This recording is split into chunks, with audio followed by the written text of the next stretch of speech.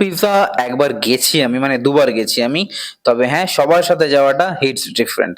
তবে যাই হোক, এখানে বসে আমরা খাওয়া দাওয়া কিছু করিনি, এখান থেকে খাবার প্যাক করাতে গিয়েছিলাম।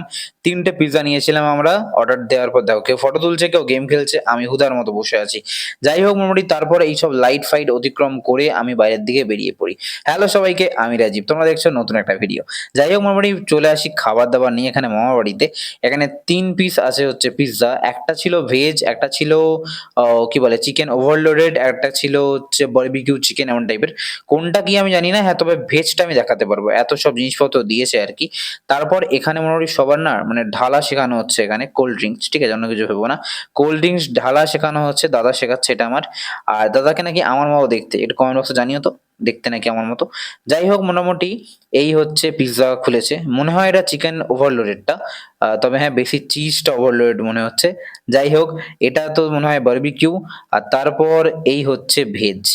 তো ভেজটা দেখতে একটু ভাল লাগছিল যেন আমার, তবে হ্যাঁ খেতে ছিল এই চিকেন ওভারলোডটা একটু বেশি ভালো। যাই হোক, মোটামুটি ওপরে চিলি ফ্লেক্স দিয়ে ইচ্ছে হচ্ছে দাদা। তারপর এখানে হবে খাওয়া দাওয়া।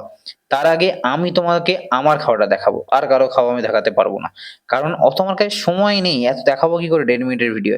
যাই হোক, এই হচ্ছে পিৎজা, খেতে অসাধারণ ছিল, সবার সাথে খাওয়াটা আরো বেশি স্পেশাল ছিল।